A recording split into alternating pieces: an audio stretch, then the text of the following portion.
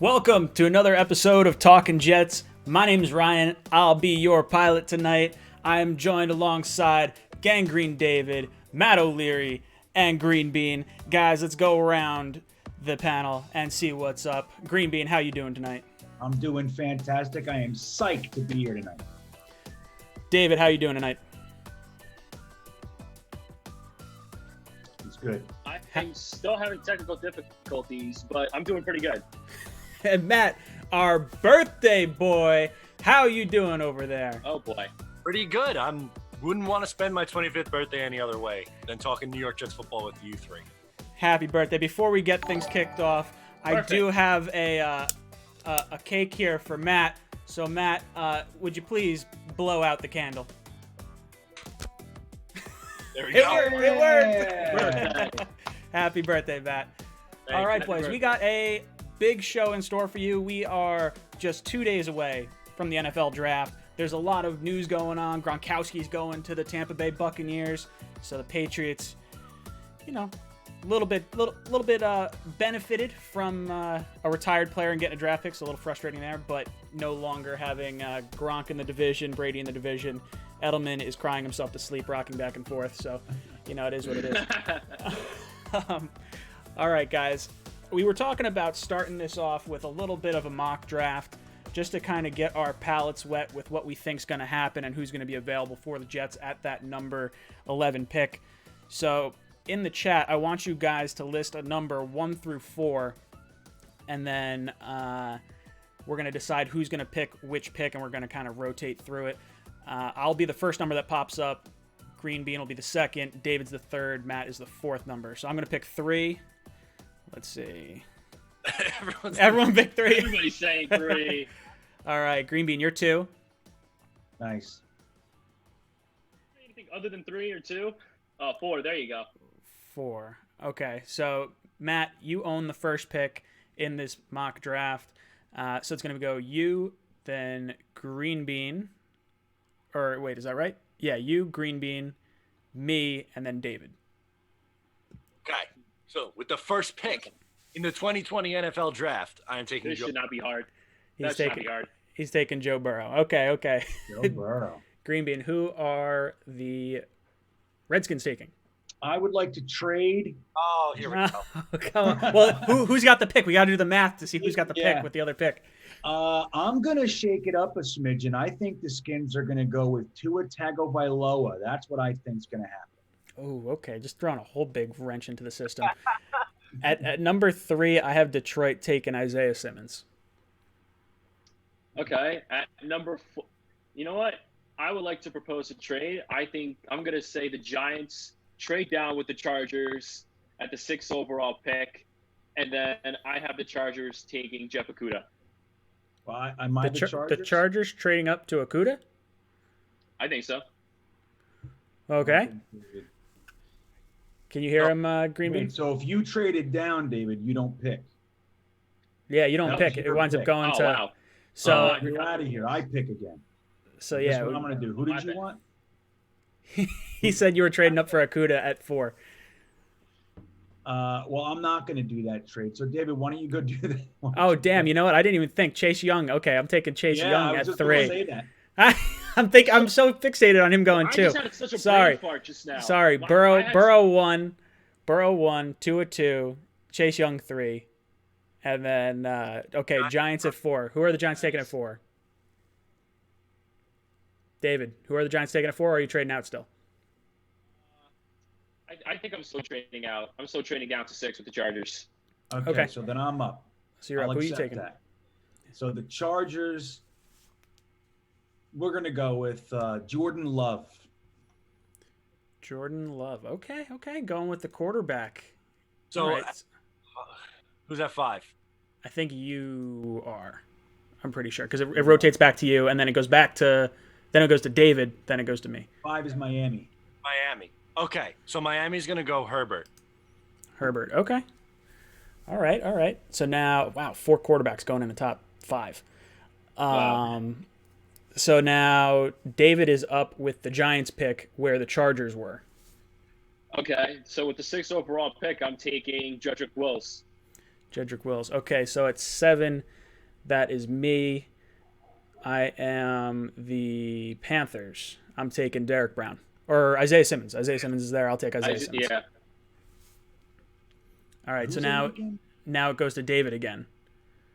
It goes. Wait, what? Really? Okay. Because you traded your pick. You screwed everything up. I did. Who's 8 again? Why did I 8, screw everything up? 8 is the Cardinals.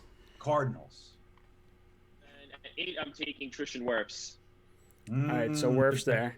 That makes sense. So now it goes to Green Bean. No.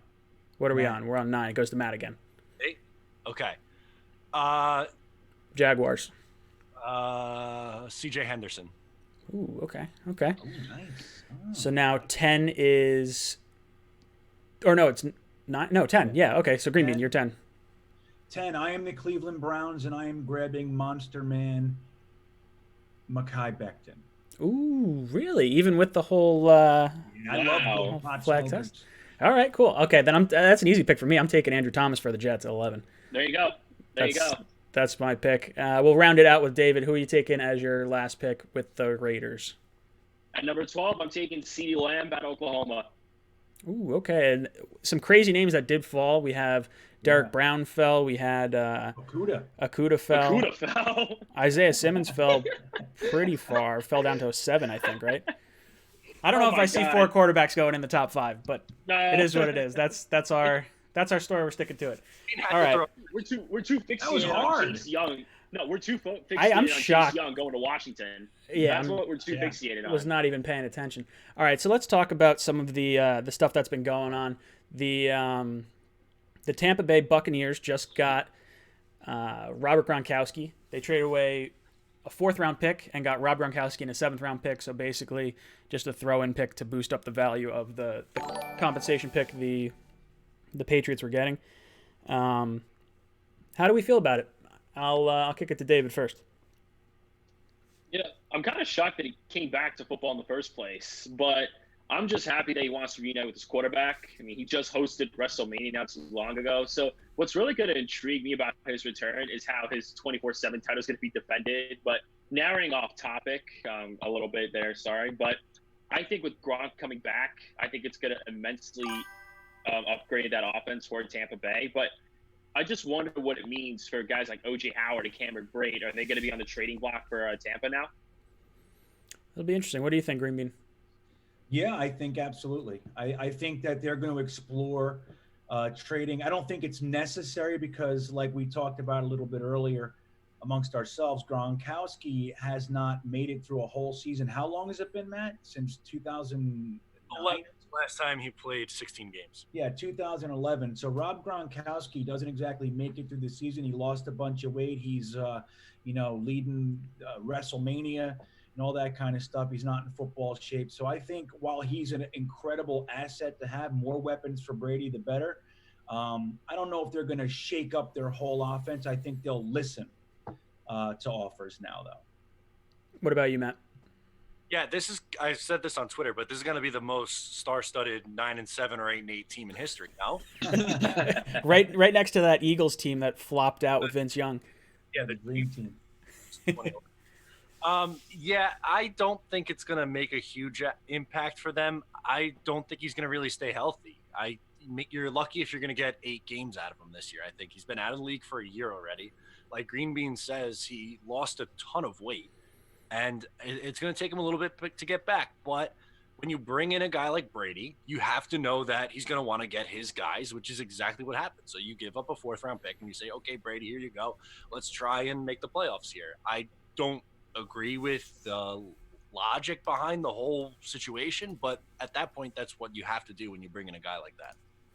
Yeah, I think as far as like how I feel about it, he's out of the division with Brady, so I could care less that he's going to the Bucs. It's whatever. I'm a little frustrated that the Patriots were able to get value out of a player who was already retired, so that's a little frustrating in a 4th-round pick. Now, what I do find interesting, in 2018, the Lions offered a 1st-round pick and a 2nd-round pick for Rob Gronkowski, and Gronk said he would retire rather than not play with Tom Brady. So 2 years later, the Patriots wind up getting a 4th-round pick for Rob Gronkowski. So a little crazy there. Rob Gronkowski, just so you guys know, he's 31 years old. His salary for this season for the Tampa Bay Buccaneers is going to be $9.25 million. That puts him at where does that rank him on tight ends? That's right at the top. He's like the 5th highest paid tight end this year at 31 years old. The other 31-year-olds that are getting paid a lot, Travis Kelce's getting paid 9.3. Kyle Rudolph getting paid 9.025. They have Gronk listed at 9, I guess is the average per year. So, yeah, I don't know. I don't think it's going to impact the Jets at all.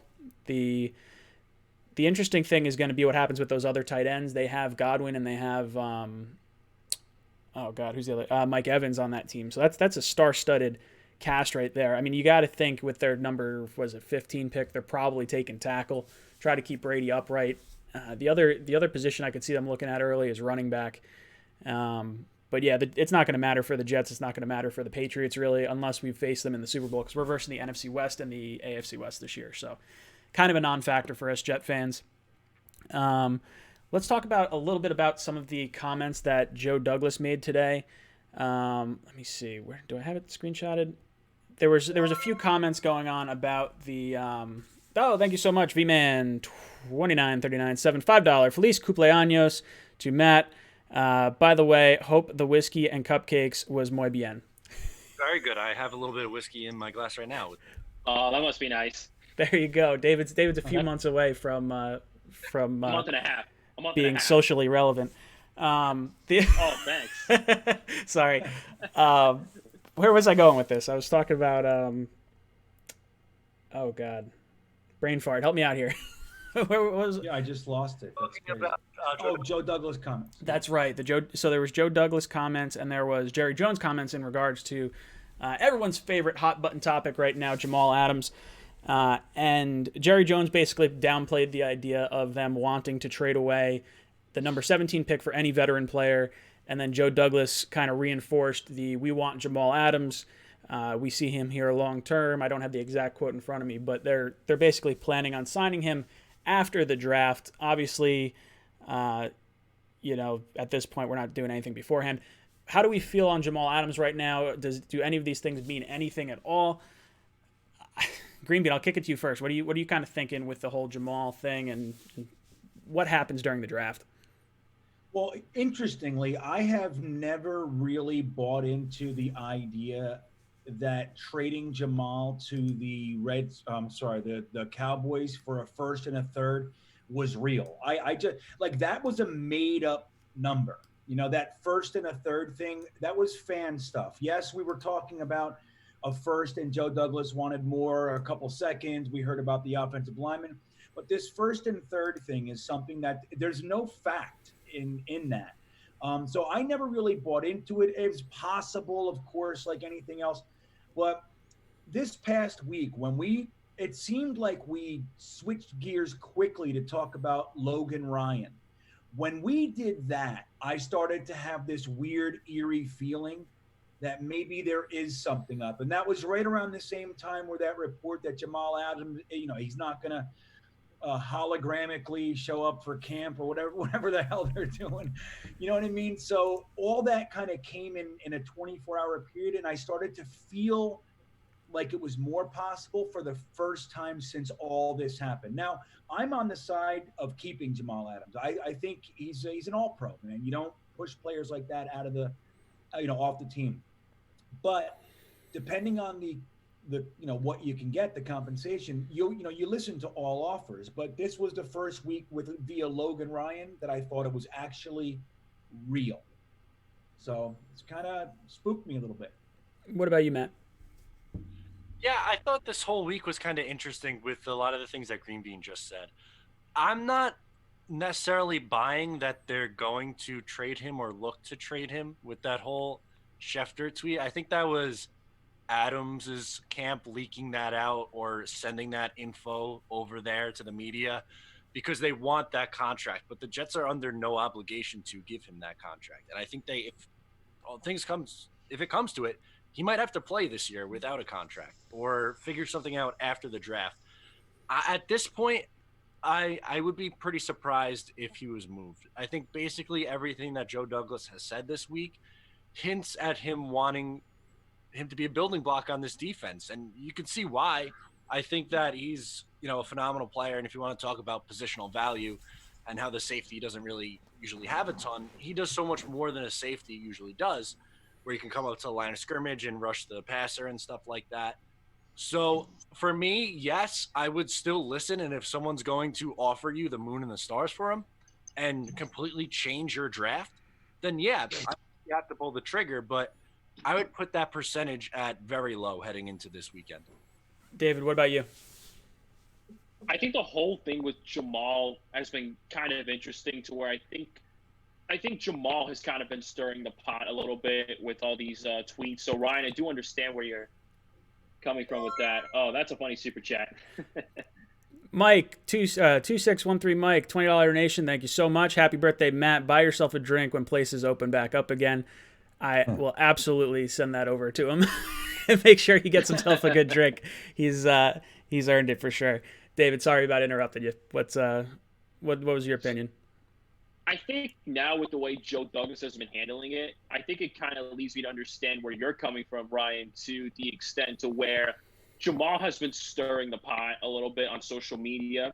But you look at Joe Douglas' side of things to where Joe Douglas is not necessarily wanting to pay a safety 18, 17, 20 million a year without addressing other needs first. So that's why Joe Douglas is trying to make this campaign. Look, I want to have you here long term, and I do want to fill other needs first. I want to give other players deals to kind of fill up some deficiencies we have on the roster. But however, you are just like any other player. If I have any sort of general manager, whether it's Jerry Jones or anybody that calls me with a monumental offer, I am going to listen, especially when it comes to draft night. So there is still that slight chance. I give it maybe about a 20%, maybe 25% chance you could see possibly Jamal Adams getting traded away for a blockbuster deal. That would be the only way I would consider trading Jamal. So what Joe Douglas is doing is, I think in a sense, it's a smart approach to where you're using free agency in the draft right now. You're filling up your other needs first, and then you can resume your contract talks with Jamal and see what you could do to get him locked up. Because like myself and many other Jet fans, I want him locked up for a long time. So I think Matt touched on it nicely.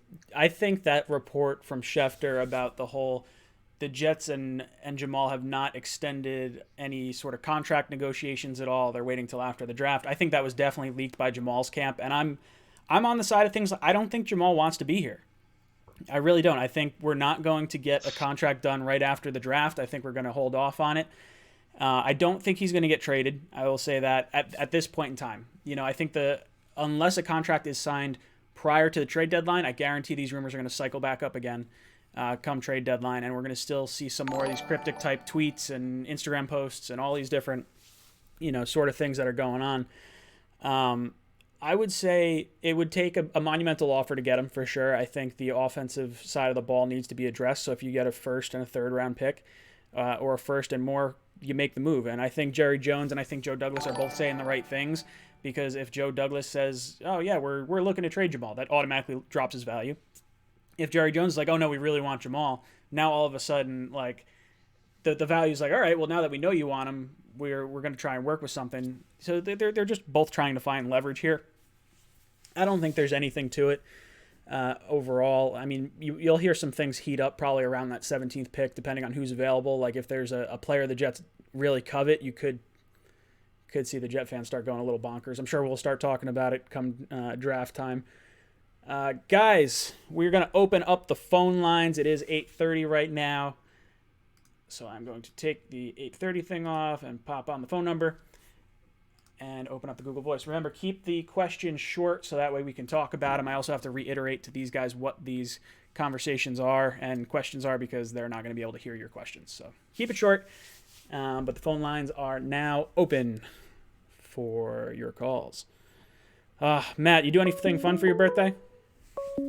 Not really. I mean, I worked from home today, so I was just plugging away at my Excel sheet, and then I made steaks Chris for from dinner, Florida. which that was the highlight. My favorite food. Good Solid, stuff, solid. man. First I'm phone ready. call, first caller on the line. Chris from Florida. What's up, brother? Steaks. What's going on, Jets Nation? Let's go, baby. 2 days on draft day. Happy birthday to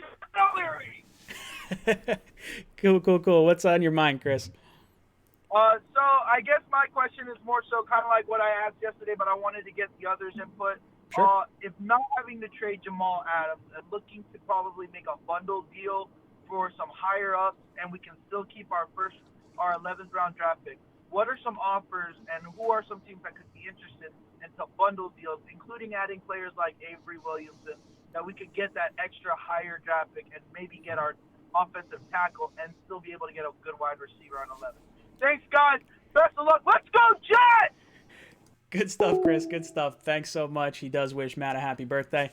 So his question, he asked a similar question yesterday. He wants to know your guys' opinion as well for the players that are on our roster right now. Aside from Jamal Adams, what other ways could we possibly get a high round pick by packaging players together? I know we talked about Winters. He's probably not getting traded, but Avery Williamson, I think, is a possibility. Or, just picks in general. Do you see the Jets making any moves to try and get up higher, whether it be with a player or without a player? David, I'll toss it to you first. Honestly, I don't think there'd be any other way to get a first-round pick. I think Jamal being the most quality player we have on our team, I think it'd probably be very difficult to get another first-round pick if you package a player. I think your best bet would be to trade back up in the first round, but the amount of draft capital we have is kind of questionable in regards to trading up in the first round period. So other than Jamal Adams and maybe CJ Mosley, I don't see the Jets trading any other players. Yeah, no, I don't think so. I see we got our buddy Joe Blewett in the chat over there. What's up, Joe? What's up, Joe? If you guys have not checked out the Monday call-in show, Joe joined me last night, so that's over on the channel. If you want to go check that out, make sure you sub up his channel and follow him on Twitter as well. So Green Bean, let's kick it to you. What do you think about the potential of trading either a player or picks to move back up into the first rounder for a higher caliber, potential pick? Well, I'll say too, I have about 15 minutes left in the Joe Blewett episode, let's call it that, from last night. It was stellar, man. You guys did a really, really great job, and I enjoyed it. But let me say this, not only do I think it's possible that we're going to get back in the first round, I think that's going to happen. Number one, there's a certain amount of capital that we could accrue by moving back incrementally, whether it's to 15, 16, even Dallas at 17, things like that. Now, I whether or not we do that, I don't know, but we can start doing that. But I think 48 and Avery Williamson's value can be placed right around the third round pick, a high third round pick. I think that's fair. He would be higher than that if he wasn't coming off the injury, in my opinion. Like I said, in 2018, he had a better statistical year than CJ Mosley. Let's not forget that. The guy's a stud.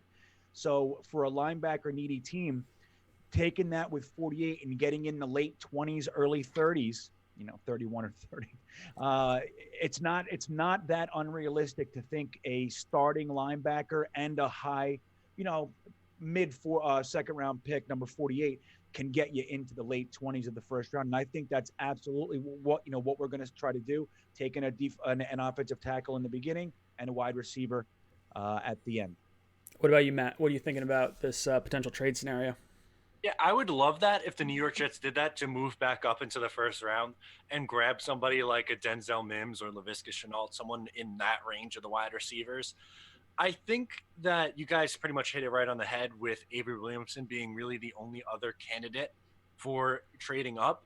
And I think you would have to attach a pick with that. I don't think you're going to get much on Williamson value-wise by himself because he didn't play last year and because he got hurt.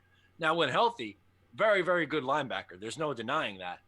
But after an ACL injury, that's a little bit of a risk for the team that's taking that on. So it depends on who you want to move with.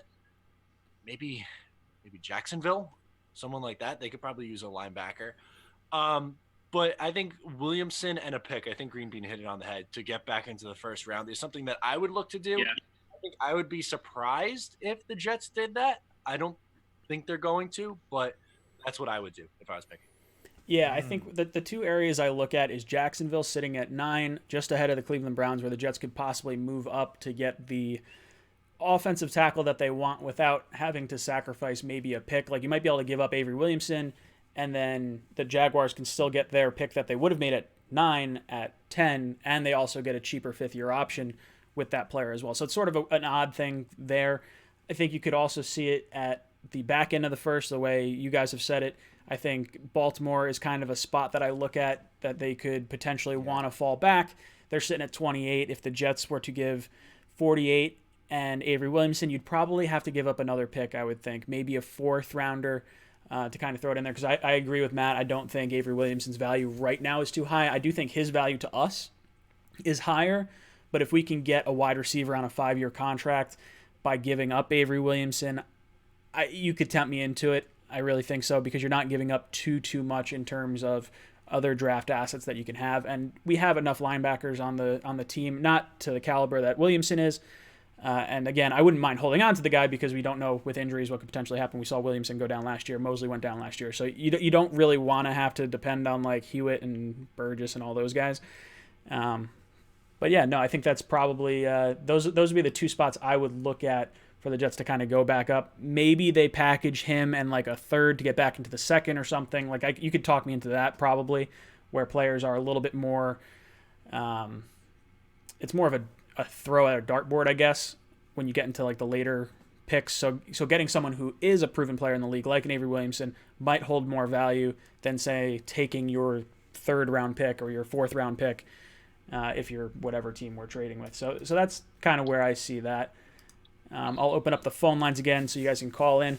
Please remember to keep the questions short, so that way I can reiterate it to these guys. They're not going to be able to hear any of the questions that are coming over the phone. Also, wish our boy Matt a happy birthday. It's his 25th birthday. We got another caller on the line. Call from Monte Brashuno. I don't know how to pronounce your name, but welcome to Talking Jets. Monte Brashuno, formerly bred in Florida. There you go, Brett from Florida. What's up, dude? How you? But how you doing? in Seattle. Now I'm in Seattle, buddy. Yeah, What's up, man? How are you guys? Good. How you enjoying Seattle? I saw that you moved from Florida up there, and yeah. Is it rainy? A lot more rain up there? Today it is. But you know, it does stay sunny all the time here, actually, and it's a burning sun because the elevation is pretty high. Really? So I That's found that. Yeah. Go figure. What's but on your mind, I'm question-wise? here in my apartment. Unbelievable. But good to see you guys, man. Yeah, good to see you guys. Good to see you too. I'm thinking, yeah. So I'm thinking, basically, what do you think as far as the possibility of us taking Henry Ruggs if we don't take the lineman, as opposed to the other receivers? Do you think that media hype and all that, was that real? That the Jets really are high on him? Or do you think that maybe not so much? Ooh, interesting question. All right. Brett from Seattle, formerly Florida. So he wants to know, what do we think about Henry Ruggs and the potential of us taking him at 11 as opposed to some of the other wide receivers in this class? Is the connections that we've had at the Combine, the connections that we had this past week with Ruggs, do we think it's a smokescreen? What do we think is going to happen? I'll start it off. I just think I think it's probably more of a smokescreen. Again, it honestly would not shock me. I think of the 3 receivers, as weird as it sounds, I love Lamb, but I think Lamb fits the weirdest maybe. Like, I think he's the piece that we're missing from our offense, where Judy, I think, fits into our offense perfectly. Ruggs complements Perriman as a speedster, so then it fits in with the whole, speed, builds pressure bursts pipes. I got it right on the first time. There you go. So I honestly, I could see either one. It won't shock me to see Ruggs go ahead of Judy at all, or Lamb for that matter. I think you can, not that you can swap all 3 of them out, but I think depending on what your offense is looking to try and achieve, you could kind of see a fit with different teams for the different players. Matt, I'll kick it to you first. What do you think about Ruggs at 11? I think that would be a mistake if you're going wide receiver and all 3 are on the board. I'm not anti-Henry Ruggs. Like, if the Jets were picking in a different position, then I could get behind that logic. I just think that it goes, for me, like, Judy and Lamb are 1A, 1B. You could swap them around however you want, and then there's a little bit of a step down, and then there's Henry Ruggs. I think some people are getting a little bit crazy calling him a bust just because his speed doesn't translate to the NFL. I saw that. I just think that's crazy. I think he's going to be fine at the next level. I just really like the ceiling on Lamb and Judy more so than I like the ceiling on Ruggs. That's fair. Green Bean, what about you? What do you think about Ruggs at 11? Yeah, remember when Al Davis grabbed Darius Hayward Bay? Oh, don't put him in the same conversation. No I way. have to. No way. I I get have he's got to the do it. speed. Listen to me. Hayward Listen Bay to was a bottom of the first round pick, wound up going like top 10. He went like It's seventh the or same- something yeah, like but that. he was still overpicked. He was reached. I'm comparing okay. the scenarios. I'm not saying they're the same player. Many people thought Hayward Bay should not have been picked there, and he went ahead. And the reason he did that was for speed. The thing with Ruggs is his speed. There's not, the other portion of his game is not better than Judy. It's not better than Lamb. It's not better than Mims. It's not better than Chenault. In my personal opinion, I agree with the way Matt said it. It would be a mistake, and I think that it is 100% smokescreen. It came out the week after we said the same thing about Lamb. They're trying to get Denver to want to move up so we can squirt back a couple picks and grab the tackle we think is going to make it down or something like that. We're doing something, but it has nothing to do with actually taking Ruggs. And if we did, I'd be upset about it. David, how are you feeling about Ruggs at 11? I'm honestly not a big fan of Ruggs. I do like his speed, but Green Bean brought up a great point. It's not just Darius Hayward Bay. You look at other guys like John Ross, too. That's another example of a guy who was mainly known for his speed. He went to the Bengals, and now the dude can't stay healthy at all. So the thing that I like about Lamb and Judy, they're more all around. And I agree with Matt to where I think Lamb and Judy have a much higher ceiling than Ruggs. Hell, people are probably going to give me hate for this, but I actually like Jefferson even better just because I think he can be more used in all-around situations than Ruggs can. I'm not discrediting Henry Ruggs in any sort of way. Well, He's start. an There over you the go. middle of the field guy, and like he can actually pinpoint ball in certain situations. But I think Lamb and Judy do that better overall. And I would have to agree with Matt to where, like I said, I think Lamb's and Judy's ceilings are much higher than Henry Ruggs.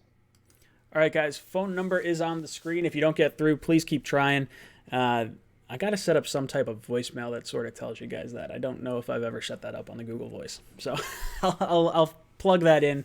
If I could figure out call waiting, that would be a nice handy feature. I don't know if Google Voice allows you to do that, but Gotta be a way to do that. I think there probably is somewhere in the settings. I just never tinkered with it. Probably. All right, Probably. next caller on the line. Call from. I'm sorry. Press 1. To send a voicemail, press 2. Whoop, did I get you, or did I hang up on you? Yeah. Oh, what's up, dude? Who are your top 5 receivers in the NFL draft in order? Ooh, okay, good question. So who are our top 5 wide receivers in the NFL draft in order? So for me, I'm going to say Lamb, Judy, Ruggs, Jefferson. I'm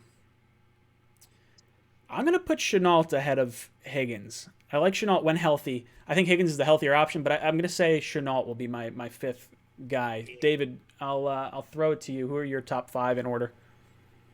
I would have to say Lamb, Judy, Jefferson, Ruggs, and Mims. All right. What about you, Matt? I go Judy, Lamb, Ruggs, Jefferson, Mims. All right. What about you, Green Bean? All right. I like Lamb, Judy. I mean, they're very interchangeable. Every 45 minutes, I switch back and forth. So let's say Lamb, Judy, Chenault. I'm sorry, Jefferson, Chenault, Mims. So that's how it goes for me. Yeah, I think I guess Mims is probably the healthier of the two options between him and Chenault. I would think. Either one of those guys is going to be fantastic. Chris Prada, thank you so much for the $4.99 donation. How you feel about signing Jason Peters and drafting offensive tackle to shore up the O-line for at least this year? Say Jedrick Wills falls to us. Happy birthday, Matt. So I will say that I'm all on board with signing Jason Peters. Now, do I want us to take tackle at 11 and sign Jason Peters?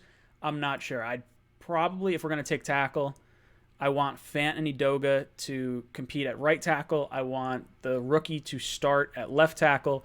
And then I would take that money and I would try to get Logan Ryan as a corner, I think, instead of spending the money on Jason Peters. So Peters is probably going to cost you, like, I'm going to say 13 to 14 million, if I had to guess, because he still played at a top 10 level. Like, he could ask for more money than that, honestly.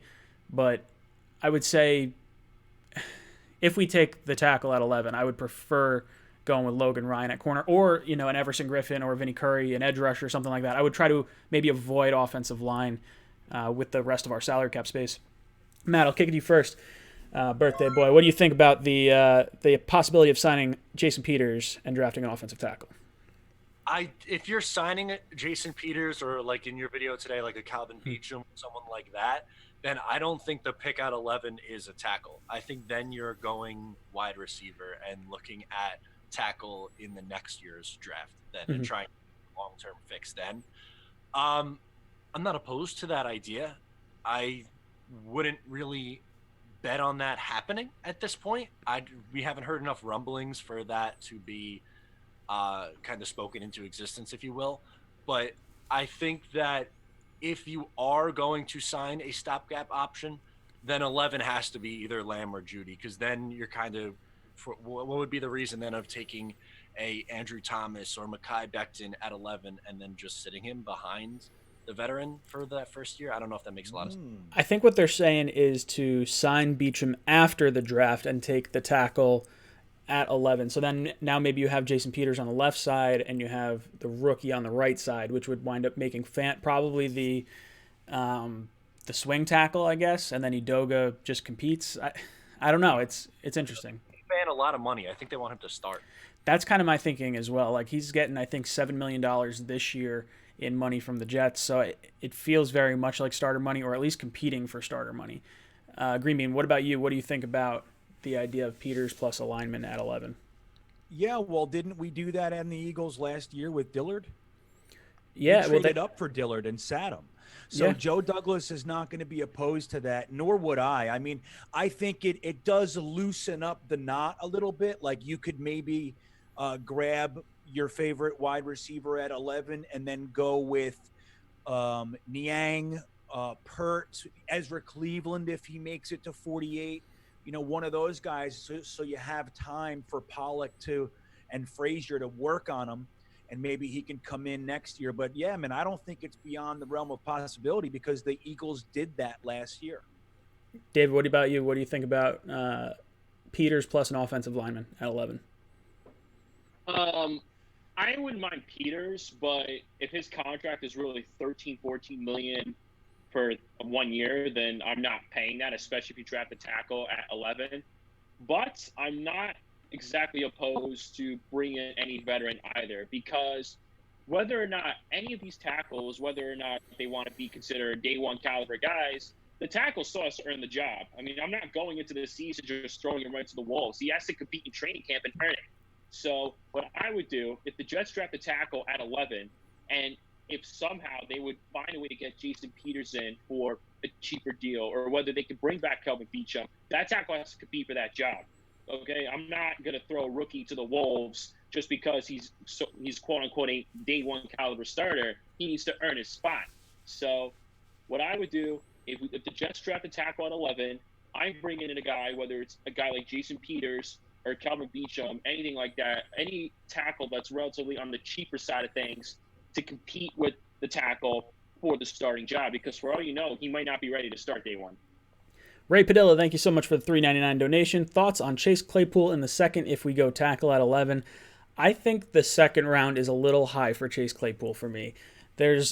I like him. When I was doing my research on receivers 6 through 10, I was surprised where he sort of fell. He wound up falling in like the 12 to 15 range in terms of receivers that the 7 draft sites that I looked at and their top 100 big board. He fell a little bit further than I was expecting. Now, I would take Chase Claypool in the third. And if we take him in the second, I'll still be happy for it, but I think there's a lot of conversation of him playing tight end at the next level, where we already have Herndon and Griffin. I don't particularly want to add that. But a big-bodied receiver, I'm all for. I think Pittman in the second is probably more my speed. If Chenault and Mims are both gone, I do want a bigger-bodied guy in the second round. David, what do you think about Claypool in the second if we go tackle at 11? Well, when I actually did my mock draft earlier, I was a little skeptical about taking Claypool first, but you look at the distance between from the 11th pick to the 48th pick. That's quite a distance. For all you know, a lot of the receivers could be gone by then. Now, I know there could be possible better options out there, like a Brandon Ayuk or a Rieger, but they could be gone. And T. Higgins could be gone too. So there could be a possibility, and, feel free to come at me for this one. There could be a possibility if the Jets go wide receiver in the second round. They could have to reach for a bit unless they find a way to trade up, because it's a long wait from pick 11 to pick 48 for any other receiver. So if Chase Claypool is the best receiver on the board, then I wouldn't mind that pick at all. What do you think, Green Bean? Yeah, well, I think, right, that's going to definitely dictate some of the thinking here. Like we've been talking about for a while, a guy like Michael Pittman, for example. I had him in the third all over the past 4 months or whatever it is. And then the last week, 2 weeks, it's like, holy cow, he's not going to be there. I mean, he might not be there at 48. I feel like that's happening with Claypool as well. And if he's the last, of that tier, of guy, while I view him as a third round pick as well, if he's there in the second and the run has depleted the stores of wide receivers, hey man, you got to grab him. And I wouldn't be happy. I've been bugging out on Chase Claypool lately, man. I may love him. Matt, how are you feeling? Matt, how are you feeling about Claypool at 48? Yeah, so I was just digging back through my notes on wide receivers. I have him at 11th on the wide receiver ranking. So it depends on how the board breaks. But if I were to bet, I think there's probably going to be a better option at 48, whether that is someone like Pittman or Higgins or Ayuk, or if Chenault falls or something like that. I think he is more of a late second, early third. Like if he's there at the Jets' first third round pick and they want to use him as like the double up on the wide receiver pick, then I'm for it, because I think it fits the mold. Like he's a big body receiver, what the Jets need. I just think at 48, with how the board is expected to fall, I think it'd probably be a little bit of a reach. Yeah, that's kind of where I fall as well. Guys, phone numbers on the board. Make sure you call in. If you're getting the voicemail or anything like that, please call back. When we get a lot of calls all at once, it winds up kind of bouncing people around. So keep trying to call in, keep trying to get through. And don't forget to wish your boy Matt a happy birthday. We got 304 people sitting here in the chat right now. We got 64 likes. This is totally unacceptable. Go down, hit the like button. This should be at least at 150 likes if we have 300 people in here. So do me a favor, hit the like button. 304 likes. 300, that's what we want. 0 up to 74 already. It'll jump up. It'll jump up. It's got to go up to 150, though. Come on. 150 is easy. I know you guys are that. You guys care about us. All right, it looks like we got a... I think that caller hung up. We had a caller on the line. Look at that, 102. 102, see? Like that. Boom. There you go. 102 likes. If you don't like this video, then you're not wishing Matt a happy birthday. If you want to wish Matt a happy birthday, you got to like the video. That's Wish right. this man a happy birthday. Come on, Jets fans. Guys, don't forget, during draft night, we're going to have some cool giveaways and things like that. So make sure to tune in Thursday starting at 7 o'clock. We got a caller on the line. Adrian. Adrian, what's up, brother? Welcome to Talking Jets.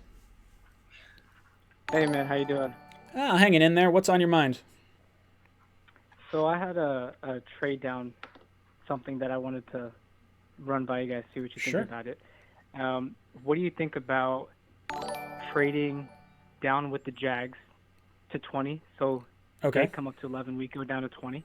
Yep. We give them the last of our thirds, our second, third round pick, and they send over Yannick Ngakoue, because coming up from 20 to 11 is about a second in the trade value chart. So, yeah, that's my question. Okay, interesting question. So he's asking about the Jets potentially trading back and getting trading back to number 20 with the Jaguars, getting in Ngakoue. Let me just pull up the draft value chart just to kind of see where that falls. in terms of compensation. So the Jets pick is worth $12.50. The Jaguars pick is $8.50. So you're talking a 450 point swing, which is about a second round pick value. So that means you're saying you're roughly getting Ngakoue for a second round pick. I would do that in a heartbeat because I think he's an elite edge rusher, and I think at 20, depending on who's on the board, like if you have your left tackle of the future sitting there, I think you probably make the pick. But if you think that maybe Jones and Becton and maybe say two of the big four fall to us at 11, and then you like Jones as well, and you have three guys, and you want to go back to 20, get the pass rusher, then take your tackle because you don't necessarily see three guys going in the next 10 picks. I'm all for it, but I would have to think the Jaguars would want more than just a second round pick for Ngakoue. David, how do you feel about Ngakoue for what would roughly equate to a second round pick, but it would be the Jets picking at 20? I would have to agree. I think it would be more than just a second round pick. Ngakoue is only 25 years old, and he's going to want a lot of money too. So I think it would probably actually cost more than a second round pick. I think you're probably going to have to give up a top 15 pick at least for a guy like Ngakoue, who is a premier pass rusher, and you would have to pay him a lot of money. Green Bean, what do you think about it? Yeah, I mean, look, what I would do it in about 15 seconds. It would take me to make that jump. You're going to get another great player at 20, and Ngakoue is come on, that makes tons of sense to do that one. I don't know if they'll do it. They may, man. Did you see those tweets? I did. It looks abrasive. We'll get into let's get into the tweets after we do the round. Yeah, and I could see that actually going the other way. Like, the owner's going, you know what, screw this guy. We're not trading you for nothing. Just sit. And what does he have, 2 more years on his contract, right? I think he's on the franchise tag right now. Oh, yeah. Okay. Then they'll trade him. Okay. Matt, what do you think about Ngakoue and sliding back to 20? Yeah, I would do that in a second. That's a no-brainer to me. I know that's obviously at 11, you have a very good chance of getting one of the top 4 tackles. At 20, I don't think any are going to be there, but there's a slim chance that Josh Jones is there, and if not, then I would go Justin Jefferson and then either trade one of the third-round picks for Trent Williams or sign Jason Peters and picks left tackle that way. Yeah, so what do we think about Ngakoue? Do we think his trade value has gone down because of everything that's gone on? And for you guys in the chat that don't know what we're talking about, there was a big back and forth between Ngakoue and I believe it's the VP of player personnel or something like that. It's not the owner, Khan, but I think it's his brother or something. Yeah, his son, I thought. Yeah, maybe it's the son, yeah. And they're going back and forth, and they're kind of slinging mud. They're saying, oh, you haven't tried to talk contract extension with me. You haven't tried to do this. You're not returning my calls. So he's going to get traded. He's definitely going to get traded during the draft, too, I would think. They're not going to bring this guy into camp, I don't think. So if I had to guess, I think if someone offers them like a pick in the 20s, I think they're going to take it, and I think they're going to run with it. I think you're going to have to do more than a second-round pick. Green Bean, I'll throw it to you first, or Matt, I'll throw it to you first, and I'll work my way back around the panel. What do you think Ngakoue's trade value is right now? I think even with all the stuff that you saw on Twitter, I mean, obviously it's not great, and the GM made a lot of good points going back and forth with him. But yeah. I think he's still worth a first-round pick. I just don't think it's a top 15 first-round pick. I think you're looking at, because it wouldn't make sense for a team that's picking that high to trade for that. Like, if you're an edge rusher away from being a championship-level team, like what the Bears thought they were when they traded for Khalil Mack, then that makes sense doing a move like that. Or, if you're picking 25, let's just pull a number out of the air, and you really need an edge rusher to complete your defense, then yeah, I would do that move in a heartbeat. Where the Jets are at 11 and with the amount of needs they have, I don't think they can afford to give up the first-round pick. Green Bean, what about you? Well, was the question what I think Ngakoue's value is? Correct. Even after the baloney? Yep. Yeah, I mean, I think it should be a first, but I think once they realize that they're not going to get that, because don't forget, he wants $20 million. So that's serious, man. Clowney's finding out how serious that is these days. So that's because Ngakoue's a pass rusher. Clowney's a run stopper, right? Hey man, if stats start would tell some you fire. Yeah. No, yeah. But I think a second would probably get it done.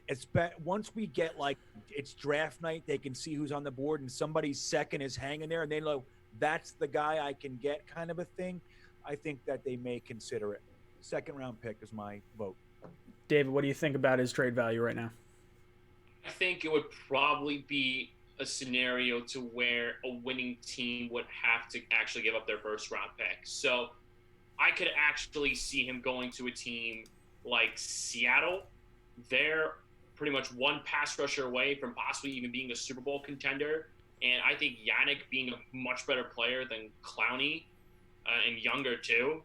If I'm the Seattle Seahawks, I'm actually trading for Yannick. Because they've drafted well throughout the years, and I think they could afford to give their first round pick away for a guy like Yannick, and he would fit their system very well. So Ngakoue's cap hit, I believe, is around the $16 million range. I don't know exactly offhand, so I'm looking at cap space and who would potentially have some space available. So we're looking at really anyone that's got over, say, at least $20 million worth of cap, just because you're going to need to sign your draft class. So it would be teams like the Bills, who don't have a first round pick. The Titans have $22 million, so that would be an interesting spot. Chargers aren't going to do it. Dolphins probably wouldn't do it. Redskins, if they don't go, could you imagine if they go Tua and then they get Ngakoue from the friggin' Jaguars? Then you got the Colts. Colts are an interesting spot, but they've already given up their first round pick. Eagles have $27 million. I think they're going receiver. I don't think they're going edge rusher. The teams that I'm kind of eyeballing, if they can make it work as far as the cap goes, I think Minnesota sitting at 25 has the best opportunity to get them, because they have 2 first round picks. Remember, they traded Diggs and got Buffalo's 22nd overall pick. Now, cap space-wise, that's going to be the wiggle room. They lost Everson Griffin to free agency. They're sitting at about $12 million in cap right now. So if they can move some things around and make that work, that's kind of the team that I would peg for a trade there. I think you hit it on the nose, Ryan. Thank you so much, Ryan Swinger, for the $4.99 super chat. If we trade down to the mid-teens and O-tackle and wide receiver are gone, should we sign an offensive tackle and look at C.J. Henderson? So if we're sliding back, let's say we're going back to 16, because that seems to be the one that we've been connected with the most, and you have the Raiders, the 49ers, and the Broncos all take the 3 wide receivers. They're off the board.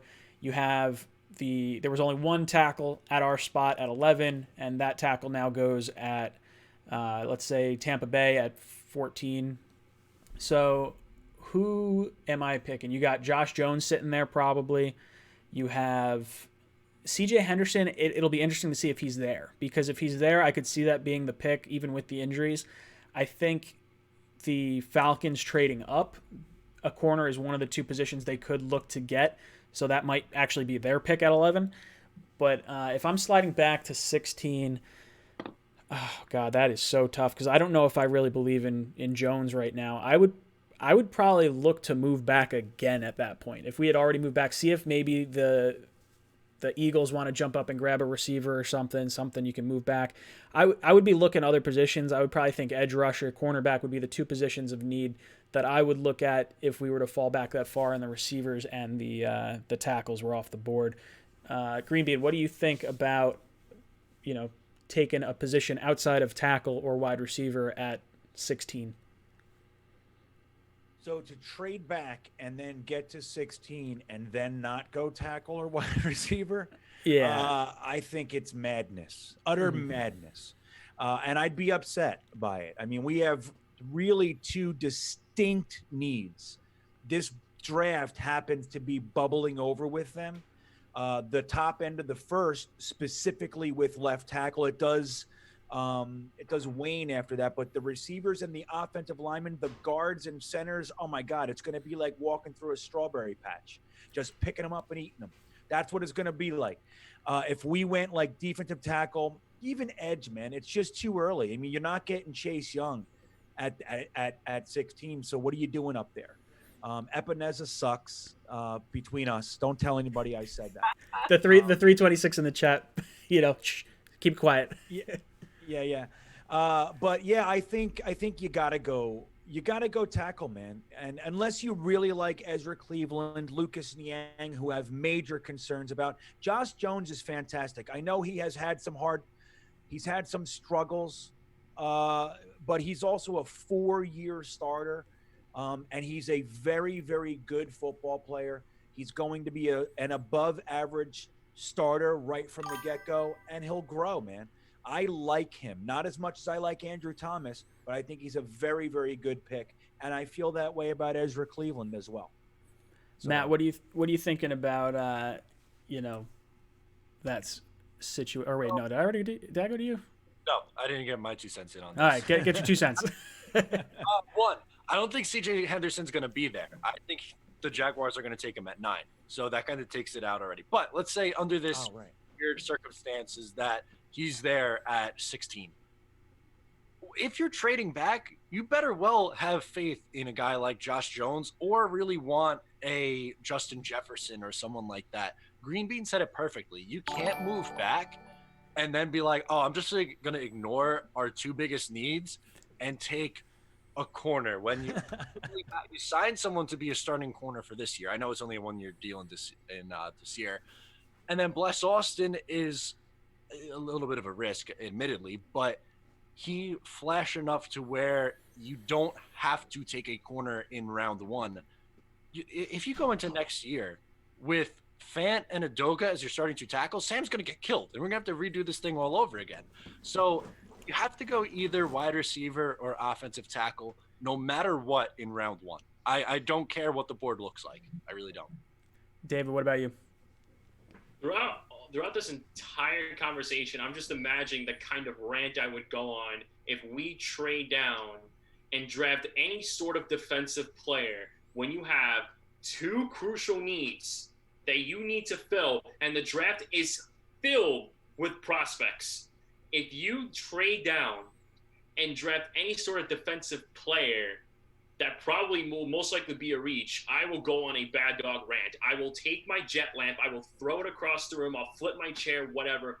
Yeah. Jets fans will have something to enjoy come draft night if that's the case. I'll give you that right now. It'll probably go far. Smash it. I would say, yeah, that's probably about right. I don't want to see us trade back and not go receiver or tackle. I would lose my goddamn mind. I absolutely would.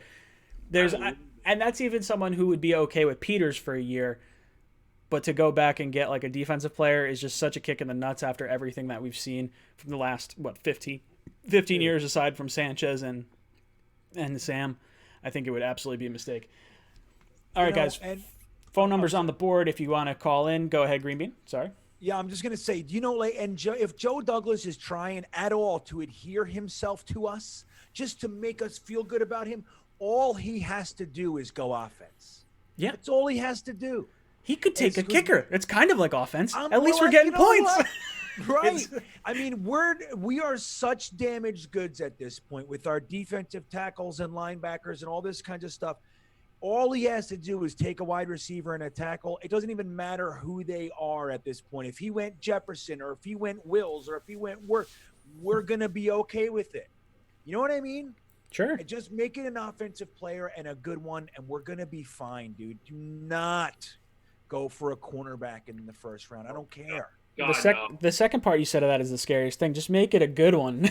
That's half the battle. It's a coin flip in the first round. It's wild. Joe Douglas did say we have to take the best player available. No, that's just GM speak. There's no way no matter who we take, it's going to be the guy that we had at the top of our board, and there's no way we thought he was going to be there. We're so proud of it, and then it just pats him on the back. That's the Mike Magnet approach there. Yeah, it's every GM's approach. It's what it should be, because you want to make your guy think that he is the top guy on your board, and that you absolutely desired him. And it is what it is. We saw an opportunity to make our team better, even if you don't call him the best player available. Just you could fluff it up. All right, we got a caller on the line. Call from Miguel from Staten Island. Miguel from Staten Island, what's up, dude? Welcome to Talking Jets. Yes. Hello? Hello, what's on your mind? Yes. Hi, this is Miguel from Staten Island. Yeah, how you doing? Good, how are you? Hanging in there, staying safe. What's on your mind? Okay. Would you actually trade Jamal Adams for the right price? Do you think it's a good idea or what? Or would you try to sign him? Ooh, okay, good question. So Miguel's asking about Jamal Adams, and do you think it's a good choice to move him? My opinion is I don't want to move him. I want to sign Jamal long term. I don't know if Jamal wants to be here. I think a lot of the issues that we've kind of seen have been him chirping, and I think in his heart of hearts, or in my heart of hearts, I think he doesn't want to be here. So that's sort of where I would be okay with moving him. I think he's invaluable to this team, and I don't think you're going to necessarily get the value that you need to get out of Jamal to make the trade worth it, because look, we traded away Darrelle Revis, and yes, we got, Sheldon Richardson, but we tried to replace him with D. Milliner just a few picks earlier. So if you want to think about the trade with Revis, you kind of got D. Milliner, and you can bust real quickly on, players in that draft. Now, of course, with the whole Sheldon Richardson thing, we actually got Sam Darnold because of that trade, because Sheldon Richardson was a player we traded away for Seattle's third-round pick, which we then gave up to get Sam Darnold. So in a roundabout way, it works out. And Darrelle Revis got us, if you believe in Sam, our franchise quarterback. But we'll go around the panel real quick. Dave, what do you think about trading Jamal? What do you think the Jets should do? I'm not a fan of trading Jamal, but I would understand listening to offers and getting monumental compensation for him, because I've said this numerous times, unless he starts holding out and unless you can get monumental compensation for him, I am not trading away a building block that you should be building your defense around, because as far as I'm concerned, he's just like Sam Darnold in the sense. You want to build around Sam Darnold, you should build around Jamal Adams too. So I want to keep Jamal because he's a fantastic player. I want to pay him, and I hope he stays long term. However, Joe Douglas is doing, trying to listen to offers. That's definitely a smart move by Douglas, but I'm paying him before I'm trading him. C-Rod, thank you so much for the $19.99 super chat. Have a round on me on draft night. Cheers. Here's to Joe Douglas acing this draft. We absolutely will. Thank you so much. Green Bean, I'll kick it to you. What do you think about Jamal Adams, and what should the Jets do with him? Well, I think again, I mean, I'm gonna echo what David just said. It's like, I mean, I think we absolutely listen to offers. If somebody's that hard up, like he's our missing piece, give him 2 firsts. You got to listen to that stuff, because you never know when it's going to come down the river, and they don't come often. That said, you shouldn't be trying to find a way to trade him. He's a great player, man, and he does a lot more than the safety. Than the idea of what a safety generally is, and he's one of the best we've ever had. So I would personally choose to keep him. Just pay the freaking guy already. Agreed. Matt, what about you? Pay him. Yeah, I want him to be here. I want it to work out. I also think that Joe Douglas would be naive to just close out any phone call that comes in about Jamal Adams, because this team has a million holes on it still. And yes, you could, spend in free agency all you want, but that's not a sustainable way to build a roster. You have to build through the draft, and Joe Douglas knows that. So if someone's going to call you and give you multiple first-round picks or 3+ picks, you probably have to do it, especially because that could be franchise-altering. And I know that Jamal Adams is great. I don't have to make that case. You guys know, and I want him to be here. But like I said, if someone's offering you multiple first-round picks, how could you not do that? Agreed. Yeah, the whole Jamal thing is tricky. And for me, the biggest point here, aside from the play, because I'll be honest, I don't think that, at least from a statistical point of view, I don't think Jamal has earned the contract he's going to demand right now. Like, I think there's better safeties with better stats, I think. But I think that the upside to Jamal, his age, what he does for the leadership, I think all that stuff factors in. And I would pay Jamal the highest paid safety contract. I will say this. With the Jets, if you trade Jamal away, what Jets player in that locker room is going to believe they're getting a second contract from the New York Jets? Because Jamal has done everything perfectly from, aside from some of the social media stuff, he's done everything perfectly. So for that guy to not get a second contract from the New York Jets, that's very concerning, I think, for a lot of, for me, looking at the players that are in that locker room. Like, is Sam going to look at it and be like, well, what the heck? Like, are you going to trade me away when it's time to come pay me?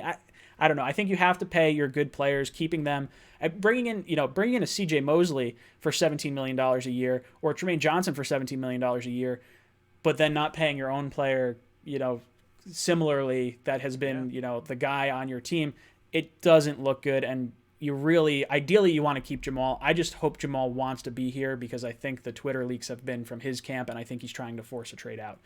That's sort of my concern with that. All right, guys, phone lines are open. Please make sure you keep your questions short because I have to reiterate it to these guys, and I do not have a good memory. So that is my issue. How many likes we got on here? What am I looking at right now? We got 153. Let's get up to 200. We can get up to 200. I know you guys can. All right, caller on the line. Call from John. John, what's up, dude? Welcome to Talking Jets. What's on your mind? Hey, how's it going, man? Calling from OC again. So I have a very specific question. Sure. So let's say we get, for example, a right tackle in draft like Jedrick Rose or Tristan Wirfs. Okay. And in the second round, another tackle is there like Austin Jackson or Ezra Cleveland. Would you take them too, or would you choose wide receiver there? Ooh, okay. Interesting question.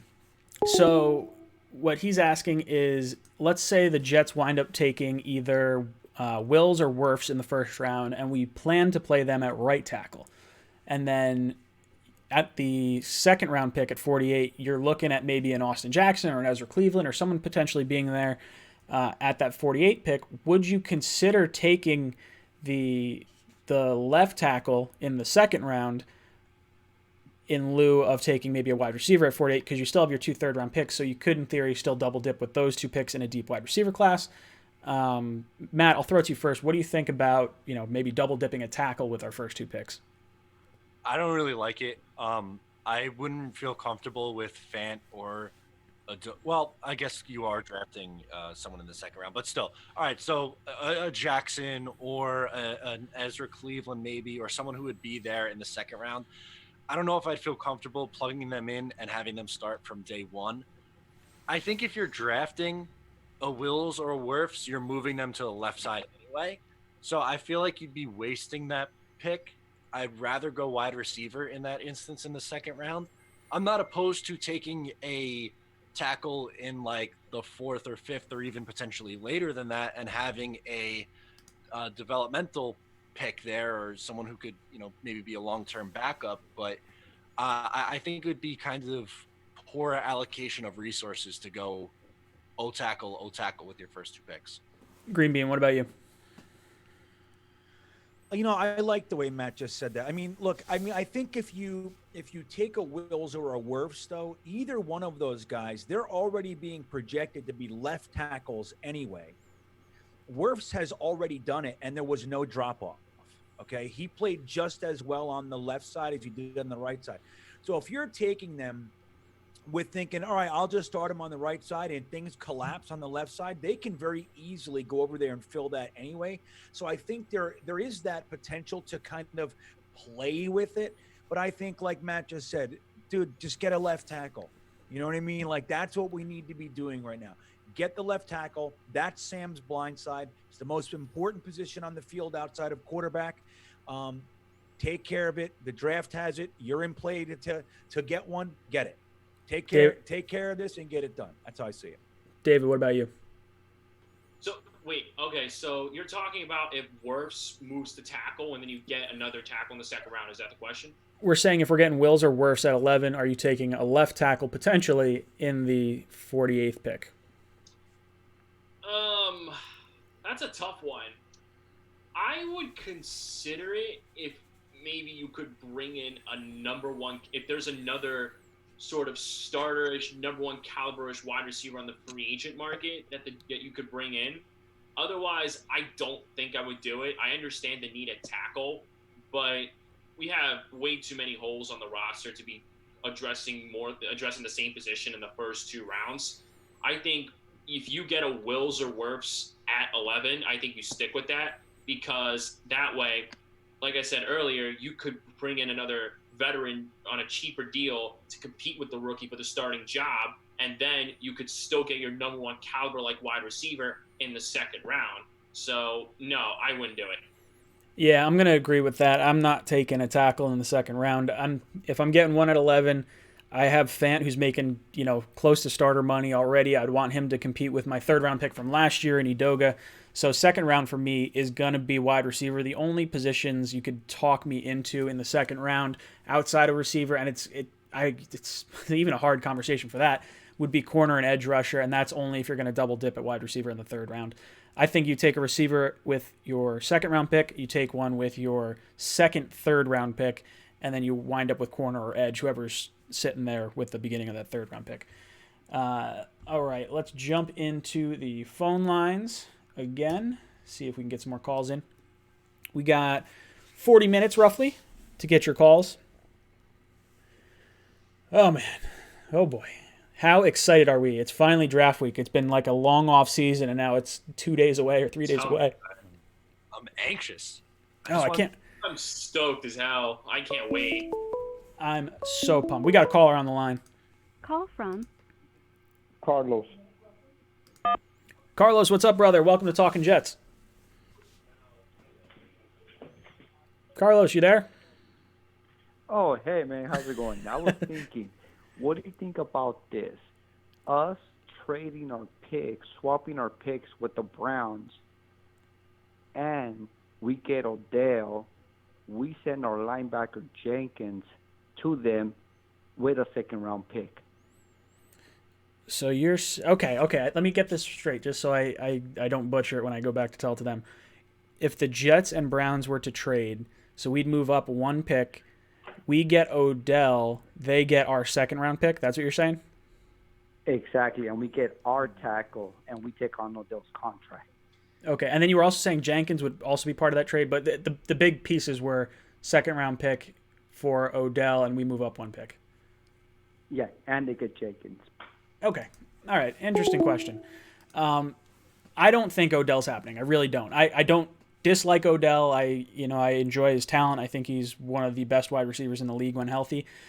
My issue is that last year or 2 years ago, Odell Beckham, or actually I guess it was last year before the Jets game, Odell Beckham accused Greg Williams of headhunting him in the preseason game from the year before when it was Browns versus Giants. So I do not see Odell as a viable option for the New York Jets. I just don't think that you're going to accuse a coach of trying to injure you and then, wind up going over to that team. I think that's probably not great for chemistry. But I will say this. If the Jets could give up a second round pick for Odell and move up one pick to get the tackle they want, I guess I would do it. I don't know. I think there's going to be options at that second round pick where you don't have to pay Odell's contract, and I'd rather just roll the dice on that. Like, I would say no. I would probably not do that. Matt, I'll kick it to you first. What do you think about swapping picks with the Browns, getting Odell, and giving up our second? Oh, I would do it. I definitely would. I'm not the biggest Odell guy either. Like, I don't hate the guy, but I'm not like shaking my Odell Beckham pom-poms. I just think that he is a proven number one receiver, which is what the New York Jets need. Is he a little bit annoying? Yes. I mean, there's no denying that, but he does have extreme talent. He's succeeded in New York already. We know that. And you get to move up a spot and potentially get the tackle that you want. Yeah, I think you're hoping that your second round wide receiver is half the player that Odell is. Yeah, the other part of his trade was kicking Jordan Jenkins in with it. I don't know. I think that feels like more of a throw-in as opposed to like what the trade sort of was. Like Jenkins isn't going to sway me one way or the other on this. Greenbean, what do you think about swapping picks with the Browns and giving up a second for Odell? Yeah, well, I got my ass kicked a little bit. I have an inside guy at the Jets. Now, he's not high level or anything, but he tells me some stuff, and he's gotten some things right. He told me about Mosley coming before anybody knew about it. So he told me that the Jets already had a deal in place if the teams wanted to do it with the Browns. They already knew what the compensation would be for Odell. Now, that didn't happen. So I still think it is possible, but I do agree with what Ryan said. I find it difficult with what was said about Greg Williams and all that kind of stuff. But would I do that trade? And I don't like Odell Beckham Jr. I don't enjoy the drama and all that kind of crap and, diva players. But I would probably do that. A second round pick for Odell, plus you get to move up and jump the Browns essentially for the same, we're going for the same position. So we're going to get our choice as opposed to their leftovers. I would say do it. David, what about you? I probably would do it just because you could get a proven number one wide receiver here. But I agree with you to where his relationship with Greg Williams could be questionable because the fact that Greg Williams tried to headhunt him in that preseason game, that kind of concerns me in regards to how a guy like Odell Beckham Jr. could get along with the likes of Greg Williams and Adam Gase. But talent-wise, I'm not denying the talent, and he would probably solidify our number one wide receiver. But another thing that would kind of prevent me from bringing him here to an extent would be his contract, because you still have to pick up that big contract from Odell. Yeah, I think he'd be on about a $11 or $12 million a year deal. So the contract wise, it's not terrible for the caliber receiver you're getting. I just don't think that it makes sense from a personality standpoint. Now, trade face value, obviously I would do that as far as like leapfrogging the Browns, but I don't think that the Browns would do that. Like, I think the Browns are going to want more than just a second round pick and losing out on their choice of tackle. Like, they could just trade Odell probably for a second round pick without having to swap that pick out. All right, guys, phone lines are back open, so if you want to call in, give us a ring. If you do get sent to voicemail, please keep trying to call back in, because we wind up getting a bunch of calls at once, and the Google Voice doesn't necessarily like it. Like, we've got 6 calls right now at 9:26, and not one rang for some reason. Oh, here we go. We got someone on the line. Call from. This is Ryan. Is it Grandpa Mark? I couldn't hear because you were just talking. Thank you, caller. I didn't hear your name because David was talking. What is your question? Hey, Ryan, how are you? First and foremost, hope everybody's staying safe and your families are doing all right. You as well. You as well. I actually have a dual package question real quick. So the first one is Judy the more polished wide receiver over Lamb and Ruggs? Mm-hmm. And the second question is, what is Sam Darnold's ceiling moving forward? Ooh, okay. So this is probably a question that started to spark in the comment section, because I see, what is it, MF is starting a little bit of fire with the whole Sam Darnold ceiling thing. Oh, God, but, no. So it's a two-part question. One is, who is the most polished receiver in this draft? I think, correct me if I'm wrong, I think we're all going to say Judy on this one. Is that yes or no? Give me a head nod if it's a yes. Number one receiver in the draft, yeah. Okay, so we won't have to answer that too much. But the other thing was, what is Sam Darnold's ceiling? Now, I'll bring it up, the whole MF thing that was going on in the comments that I saw. He was saying that Jameis Winston has a higher ceiling than Sam Darnold. Oh. And to that I'll say, I mean, I don't agree at all. I think Sam's ceiling is drastically higher than Jameis Winston's. I think Winston's floor is wildly lower than Sam Darnold's floor, and I would not for a second trade, not even if you had to trade, just swap out Sam for Jameis Winston. Ceiling wise, I think Sam reminds me a lot of I'm going to say Big Ben, and it's not a full Big Ben comparison, but I'd say a Big Ben mixed with like maybe a Phillip Rivers style kind of quarterback. And I think you can get the ceiling of both those guys. And if we could get someone that's 75% of what either of those are, that probably means one Super Bowl for the Jets. So, Matt, what do you think about Sam Darnold and his ceiling? I think the player comp, and this isn't like my own thought, it's been said a million times, but I think it's a perfect comparison. It's Tony Romo to me. Oh, that's right. The gunslinger mentality, where he makes some throws where it's like, oh my God, that's unbelievable, and then he throws some head scratching interceptions. But I think that Tony Romo is one of the more underappreciated quarterbacks of the last decade, because he never won anything because his general manager is a moron in Dallas, and they didn't have that many great coaches either. But that's a whole story for another day. I could talk about how much I love Romo and Rivers all day long, and how I love Romo. Both those guys, Romo and Rivers. I like Rivers the most of all the quarterbacks from that draft class, and I love Tony Romo. Agreed. That's a whole nother topic for another day. But I think that's the most perfect comparison, because he could throw on the run. He could make the throws from the pocket. He does things that really wow you, and then sometimes he leaves you scratching your head. I think he's good. I think if at this point, like I saw in the chat, people saying he hasn't shown me anything to make me believe. If you can't pinpoint at least a handful of games that have left you saying, wow, we really have something here, then I think you have already, a feeling generated, because you can't tell me you watched the Green Bay game in 2018 and it was like, oh, this guy just can't play in this league. Yeah. Green Bean, what are you thinking about Sam Darnold's ceiling? Right. Or the Dallas game this year. Yeah. or the Raiders game. I mean, look, dude, the guy has been handed the worst deck out of any of the quarterbacks in that draft class. Like people say, oh, Lamar Jackson is. Lamar Jackson had an organization that changed their entire offensive scheme for him. Sam Darnold hasn't even had an offensive lineman. Not even a wide receiver. Matter of fact, we just keep taking his things away from him. So Sam, just like Matt said, if you can't see that Sam Darnold is making lemonade out of lemons, then I don't know what you're watching. And now I don't think he's perfect. I think he's young. He's immature. He's still one of the youngest quarterbacks in the league going into year 3. Again, he's not perfect. I can understand why people are like, hey, I'm not sold. Okay, that's fine. But to say that you think he's hit his ceiling already, I think you're just being either a troll or, like Matt said, you already have your feelings created and now you're just defending them. You're making reality into what supports your preconceived notions. Because Sam looks pretty damn good to me. I can't wait to see him with a line and some receivers. So FM, I apologize. I called him MF before. I'm thinking, motherfucker. No, sorry. FM. He said Rosen had worse talent, and so has Allen. I would agree on Rosen. I think he might have had a worse deck. Now, not by much because of our injuries, but I do think Allen has significantly more talent on that Bills team than Sam has had at all in his 2 years. Yeah, better coach, better GM over the course of the 2 years. Look what the Browns did for Baker Mayfield last year. Now, it didn't work. They even let him pick his coach. Yes. Yeah, they got his coach. They got Odell. They brought in. They just got Conklin. They're probably going to take their left tackle of the future at 10. So they're surrounding him with talent too. This is going to be our first opportunity to really surround Sam.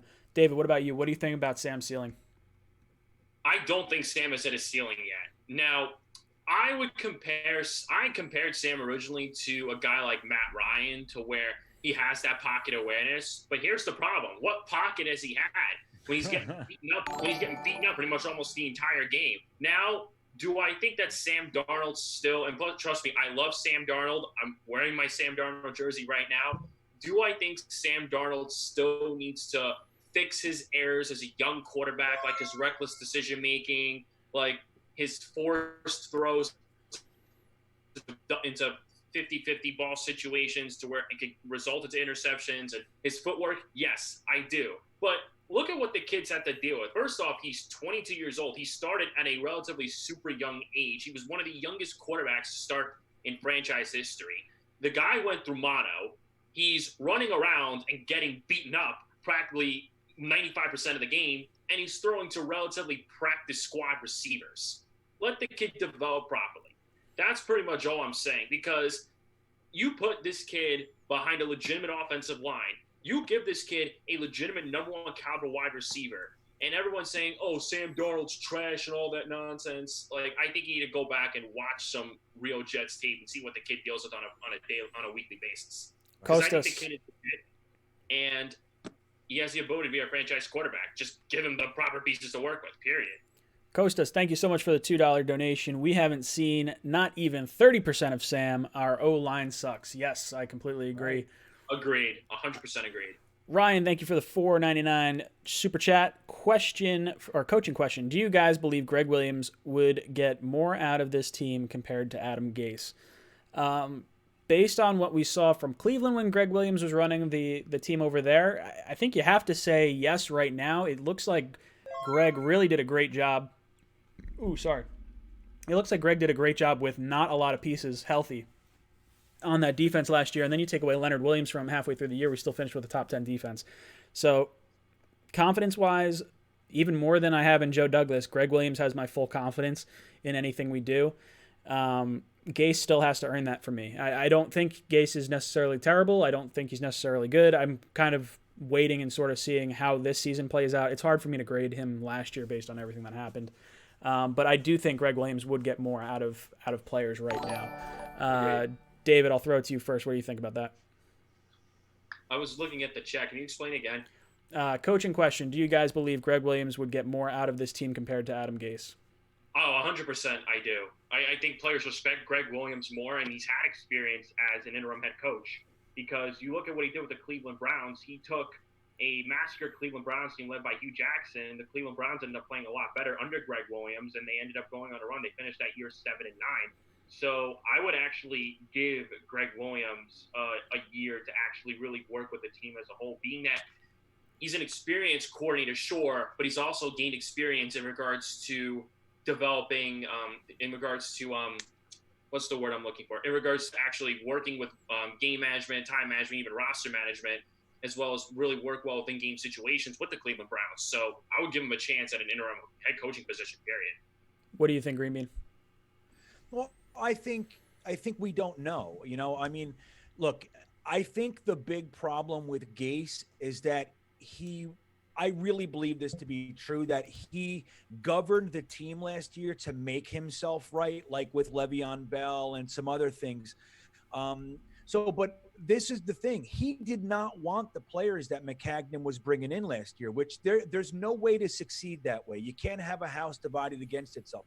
So we haven't seen Gase with his players. Like, he wants to run a certain offense, and Joe Douglas is going to get him those types of guys. He wants athletic, bigger, taller, athletic tackles. That's what he's going out and getting them. He wants a certain type of receiver. Those are the receivers that we're going to see brought in. Then let's see what Gase can do. I mean, my confidence is in Greg Williams as well. I think he's a fantastic coach. I don't know how long I would want him to be my head coach. His act tends to tire out. But I don't know. I don't know about Gase. I'm not confident in him yet, but I'm not on the throw him in the garbage bandwagon yet. Again, I don't think we've seen anything. We had a GM giving him players that he didn't want last year. So how much and his quarterback got mono and 11 guys on an IR, and he still went 6-2. So to wrap up the season. So I don't know. Matt, what about you? What are you thinking about Greg Williams instead of Adam Gase, or do you think he could get more out of the team? Yeah, I definitely think he could get more out of the team. I like him in an interim head coaching role. Like, let's say, I'm not rooting for this, obviously, but let's say the wheels fall off and they start out like 0-6 next year, and they're like, you know what, I just can't deal with this Gase guy anymore. Let's just hand the keys over to Greg for the rest of the year. Then, okay, I'm fine with that. And I think they probably finish pretty strong. I don't think he is someone who could be a long-term solution at the coaching position. But, I mean, look at what he did with that defense last year. They didn't have any starting caliber outside cornerbacks. They lost both their inside linebackers, who they were paying a ton of money. They traded away a top 5 pick from a few years ago, or a top 6 pick, I guess. He was picked 6 overall, Leonard Williams.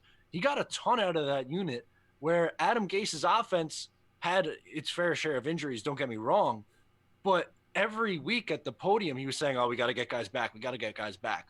We never once heard that from Greg Williams, and his unit produced week in and week out. So, yeah, I think you'd get a ton more out of this team. Charlie Gardner, thank you so much for the $4.99 super chat. Question for the whole panel: would you guys take your number 1 rated receiver or your 4th ranked tackle at 11? Can't wait until Thursday. #JetUp. Thank you so much for that, Charlie. So I'm going to read this the way he wrote it, and I'm going to say, if your 4th ranked tackle, not the Jets' 4th ranked tackle, whoever you think is the worst possible tackle of this bunch, would you prefer to take that player as opposed to your number 1 wide receiver? If we believe that 4th ranked player is a starting caliber left tackle, I would take the tackle, I think. But if you think you might have to sit him, like if Mekhi Becton is sitting there at 11 because of this whole flag drug test, and you don't necessarily love the characteristics, because these guys know when they're going to get tested. So when you wind up getting flagged at the combine, it's a pretty big red flag that you're not super serious about your job. If you have him sitting there and you're kind of on the fence about that, you're like, I don't know if the personality necessarily jives with it, then yes, I would take CeeDee Lamb and I would take the top wide receiver on my board. And then that's when I'd go out and either get a Trent Williams via trade or Jason Peters, who I'd prefer just because it's, you're not giving up a draft pick. But that's kind of where I would look. I would still look to take a tackle probably in the 2nd round with Ezra Cleveland, with a Nang, or however you say that name. A few other guys that could possibly be there, Austin Jackson. Like there's other options that I think Douglas could wind up using. And when you look at the Eagles, I brought this up a few shows ago. When you look at the Eagles' offensive line, aside from Lane Johnson, who was taken, I think, 4th overall in his draft, Andre Dillard was taken at 26, so it was a later first-round pick. But then the rest of that offensive line was third-round pick or later. Peters was an undrafted free agent. I'm not even going to try and pronounce this guy's name. Vaitai or whatever. The guy that got a 5-year, $50 million deal from the Lions, he was taken in like the 5th round. There's third-round picks. I want to say their center, Kelsey, was a third-round pick. So Douglas is from at least partially a background that has been able to hit on offensive linemen not in the first round. So I think you could possibly spin it that way. I would take the receiver if, that situation worked out where you think you might have to wait a year or two for this guy to develop to really turn into a left tackle, because maybe you don't have that long to grade Adam Gase, and maybe you don't want to break Sam Darnold during that time. Matt, I'll kick it to you first. What do you think about your 4th ranked tackle versus the top wide receiver? Okay, so my number 4 tackle is Mekhi Becton, and my number 1 receiver is Jerry Jeudy, and I would take Mekhi Becton over Jerry Jeudy. And that's not anything bad to say about Jeudy or Lamb. They are both phenomenal players. I can't say that enough. But positional value is something that I like to talk about almost every week on this show, but it's important. And outside of the quarterback position, arguably the second most important position in the sport is left tackle, to protect the quarterback's blind side. And as of this second, you have Fant as your left tackle, who started 40% of Seattle's games last year, and Chuma Edoga, who is a walking turnstile. So I really don't see how you can take or pass up on one of those top 4 tackles if you're sitting there at 11 and one of them's available. Does Becton scare me a little bit? Sure. But I think he is still worthy of, even if I was picking 10, I think he's a top 10 pick. I still think he's the 4th best tackle in this draft class. But if this was last year, he's probably the number 1 tackle in that draft class. And I think that's the thing that people aren't realizing. It's not so much about the 4th ranked tackle versus the number 1 wide receiver. It's this individual prospect versus this individual prospect, and also the position they play. Greenby, what are you thinking about that whole situation? That's perfect. Yeah, well, I think that's a lot of people are getting caught up in that, like the 4th best tackle versus the number 1 ranked receiver. It's not that clear. Any one of these guys would be the top rated tackle in most classes that we've seen recently. That's just the way that it is. So my lowest ranked left tackle happens to be Jedrick Wills. Okay, right tackle is different story, but so my lowest ranked left tackle is Jedrick Wills. I would take Jedrick Wills over Jerry Jeudy, my number 1 receiver, in 5 seconds. So, and it does go with the positional value, but again, I think Jedrick Wills is a phenomenal tackle. See, that's the thing. But I just don't like him as much as Thomas Wirfs and Mekhi Becton for the left side. But yeah, I wouldn't take me a second to make that decision either. David, what are you thinking? I'm actually taking a wide receiver over the 4th ranked best tackle, because at that point, if you're 4th ranked offensive tackle, and I think a lot of people are going to think it's somebody like Mekhi Becton, then I'm willing to take the safer bet by drafting the best player at another position of need over the 4th best player at a premium position, to where I think it's more of a safer bet, because you guys hit it right on the nail. There's still some quality options out there that you could get if you draft a receiver at 11. And I mentioned this previously. You could go out and sign Jason Peters. You could go out and re-sign Kelvin Beachum. Or, you know what, I cannot even believe I'm saying this, but even trade for Trent Williams. So there's still some options you could pursue at left tackle, whether it's a stopgap guy. And I would much rather take the wide receiver, and then I would actually go get a veteran, and I would actually maybe even look into drafting a tackle in either the 2nd round or even maybe the 3rd round to kind of enhance that depth chart and let there be competition in training camp. MB, thank you for the $1.99 super chat. Why is Ruggs the number 3 wide receiver? He's a complete wide receiver. For me, I think it's probably his stats at Alabama more than anything. I think he's averaged about 40 catches a year with 750 yards, give or take a little bit, and that just doesn't look great. So him being in the first-round conversation with those stats is telling, and I think it's, his combine definitely helped him with that 4.2 speed. I think he had 10-inch hands too, so the guy is an absolute physical freak. We said it earlier. I don't think it would shock any of us if Ruggs was the first receiver taken off the board. I think they're all three of these guys, depending on what you're kind of looking for in your offense, can fulfill many different kinds of needs. And honestly, Ruggs as the third wide receiver. Some of us had Jefferson as the third wide receiver instead of Ruggs. So it's such a this or that kind of thing. Ruggs does a lot for you, but I would have to say he's not considered one of the top two because of his statistics at Alabama. David, I'll kick it to you. Why do you think Ruggs is not, or is generally considered the number 3 wide receiver? Because I think it's because Lamb and Judy, I think they have a higher ceiling to where they could be much better all around than Ruggs. Like I said earlier in the show, I think Ruggs and Judy, they're better to where they can actually pinpoint balls more efficiently than Ruggs can. Now, I'm not saying Ruggs can't do it, and Ruggs is known for his speed and he can gain separation, but Jerry Jeudy can do the same thing, but he can do it much better, and you could also use a guy like Jeudy and Lamb in other various situations as well. So that's why I have Lamb and Jeudy ranked higher than Ruggs, just because of their all-around ability to be able to pinpoint the ball in more various situations. Green Bean, what about you? Why would you think that Ruggs is generally considered the third wide receiver? Right. I agree. I mean, I think his stats were not as good. And you add that to, we had Jerry Jeudy, and I forget the other, who's the other wide receiver? It's escaped me, but there's another stud wide receiver on Alabama. Oh, so yeah. I know who you're talking about. He's going to go in the first round next year. Both of them are. Yeah. He might be the best receiver in next year's draft. So he was doing that with those two guys pulling. So my concern with him is that he's not that number one guy. I equate him to like a Santana Moss kind of guy. That's fine. I think he'll be a good wide receiver. But for me, he's not even 3, he's 6. Ooh. Maybe even 7. You know what I mean? That's just where I put him. Yeah, man. I would take Denzel Mims in 5 seconds over Henry Ruggs. I would take Laviska Shenault too over him. That doesn't mean I don't like him. Again, it's very similar to the tackle conversation. It's just that this class happens to be particularly good, particularly deep. And Ruggs, I think the production and who else was on the field with him, it just raises some question marks about his ability to make that big of an impact in the NFL. Matt, birthday boy O'Leary, what are you thinking about the Ruggs as the third receiver?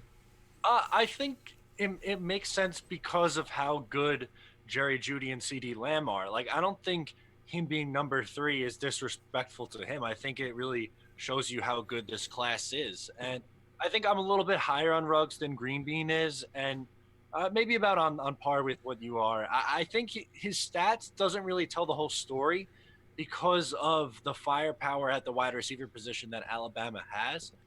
I think he's a more all-around receiver than the speedsters of the past that have been drafted and busted in recent years that were brought up earlier. So while I think he's not going to be as good as the top 2 guys, I still think that he could be at minimum a productive wide receiver 2. I think that's about where you're looking at. V-Man, thank you so much for the $5 super chat. If you had to spend a day trapped in a Stephen King story, which one would it be? Carrie, The Shining, 1408. If you haven't seen 1408, that's the hotel room that drives you to suicide. For me, this is an easy one. I'm going to say The Shining, and that's because where I work, there was a hotel that was attached to my company at one point, which is now abandoned. It's the old Playboy Club, and now it's very much the what comes off as the Shining type hotel. So I've been inside of it. I've walked around. I've seen the ghosts come out of the stains in the floor, and I would take The Shining. I don't want to go in room 1408. I've seen that movie. It's terrifying. Carrie, I haven't seen, but I would pick The Shining. Matt, what about you? I think I'm going with The Shining as well. Not really big into creepy hotels, so I'm out on that one. But I think if I had to pick one, I guess give me The Axe and The Shining. Green Bean, what about you? Well, here's the thing. I would be one of the options was Carrie. I would just go in Carrie and be nice to that girl. Everybody's go. so mean to her, man. What is the problem with this lady? David, what about you? Which one you picking? Or any other, I guess, Stephen King movie? Or Yeah, book? well, I don't really watch a lot of the Stephen King movies, but if I had to pick one, I guess I would say The Shining. I don't know. I'm just We'll let you go with that one. yeah. All right, good stuff. Phone calls are open for about another 10 minutes or so. We'll try to get through maybe 2 more questions if we can. So get your questions in before the end of the show. Oh, man. So you got any further plans for your birthday, Matt? You got about 2 hours left of it. Not really. Well, yeah, David kind of hit it on the head. I've been getting into my my whiskey batch, so that's probably going to continue for the next hour or so. There you go. That's what I'm talking about. I think I'm going to hop off after this. I might play some Warzone, try to shoot some terrorists and stuff. Ooh, we got a caller on the line. Call from Mike, NY. Mike from NY Sports MC. What's up, brother? What's on your mind? What's going on, man? I was trying to get in yesterday, but too many people calling in, man. Yeah, a lot of stuff going on. Not too bad. I'm hanging in there. How's everything with you? Good. Just ready for Thursday night, man. Oh, yeah. So my question's a little bit similar to one of the ones that just came up, but I think we have to come out with a tackle. You look at these games last year, when we gave Sam Darnold time, I think he's a special quarterback. I know people have been going back and forth. He's making these receivers better. I don't think he needs elite wide receiver talent to succeed. I think he needs protection. So I would even be all for, and I want to see what you guys think, at 11, let's say all 4 are gone, or maybe just Becton's there and you're really worried about the failed drug test like you guys were just mentioning.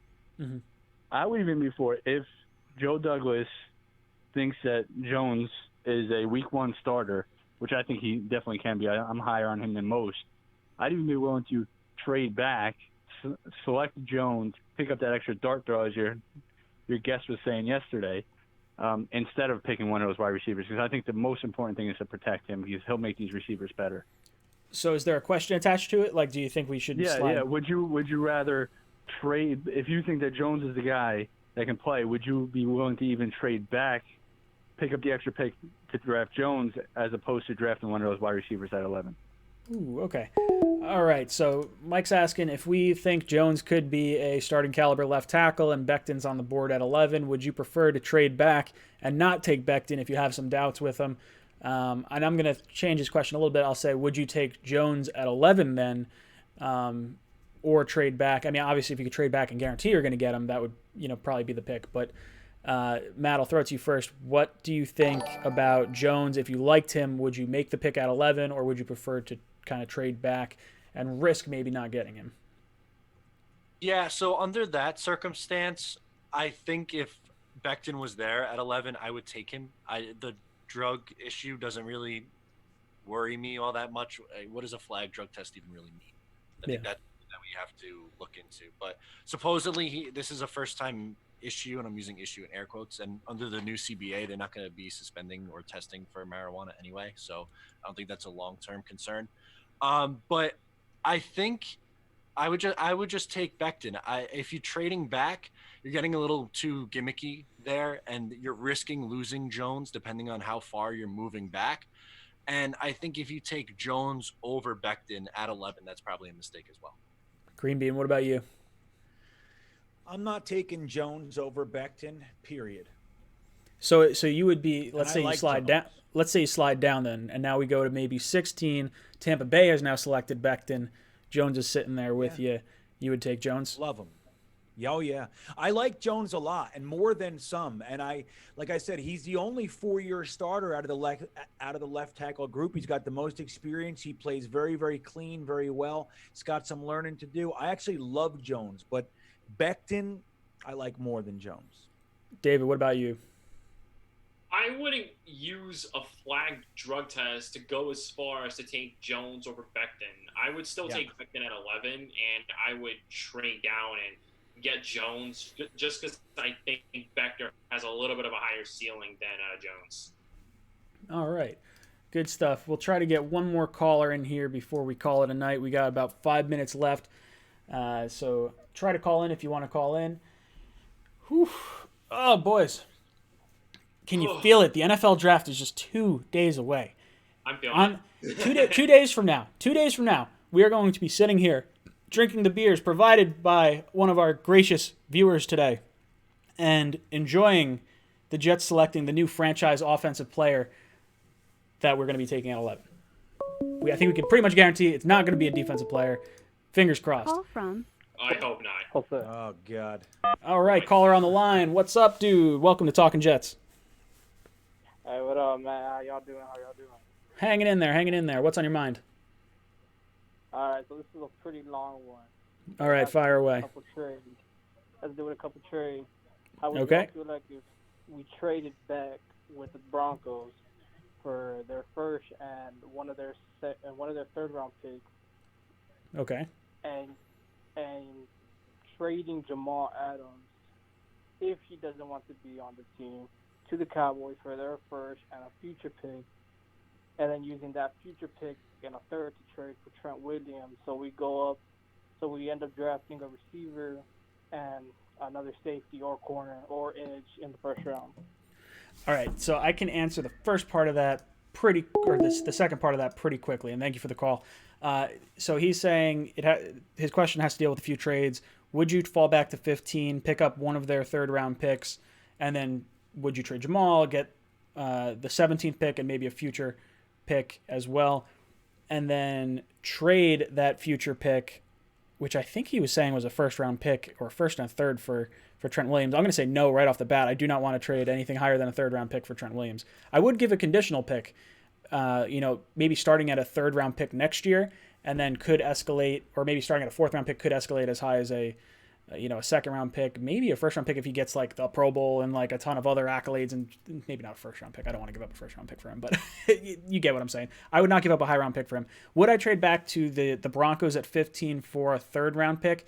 It depends if the tackles are there, I think, because I think if you really like Becton, if you have Becton and Jones close, then yes, I would make that move, because then you're going to be guaranteed one of those guys, I think, or a top wide receiver, because you got to think Raiders are going receiver probably. If Denver's trading up, they probably took a receiver. Then you got the 49ers who are talking about trading out, but could need a receiver. They want a receiver, right? Yeah, so then you're going to get if you didn't have your choice of the top two the two tackles that were remaining at 11, you're gonna only get the hand-me-down at 15 with whoever the Bucs don't take. Matt, I'll kick it to you first. What do you think about trading down with the Broncos, and would you give up a higher round pick in the future for Trent Williams? No, I don't want to give up a higher round pick for Trent Williams. I think just a third straight up. That's it. I wouldn't do anything more than that. As far as trading back, if Becton and Jones are still on the board, then yes, I trade back, because the likelihood of one of those two guys being there at F15 is then very high, because like you said, all those other teams in front of you are going to take a wide receiver. Mm-hmm. So under that circumstance, then yes, I'd be okay with trading back to 15. What about you, Green Bean? Yep, I agree 100%. It depends on who's on the board. Now, if Andrew Thomas is there, that's my number one tackle. So if he's there, I have a real hard time trading back for pick number 77, which is what Denver's third-round pick is. But let's say Andrew Thomas and Becton are there, or Andrew Thomas and Wills, and it's only Tampa Bay. One of those guys is making it to 15, and you pick up 77, which is pretty much going to be a defensive player like Bradley and I, or Bryce Hall, or somebody like that. That's picking up that guy just to go back and take what's left of Thomas and Becton. I'm in for something like that. But if it's only Thomas left, I have a tough time trading back no matter what it is. David, what about you? You think about trading back to 15? If Becton is the only tackle left, then I would consider trading back to 15 and maybe even taking a receiver. However, in regards to Trent Williams, I don't even want to trade for him, period.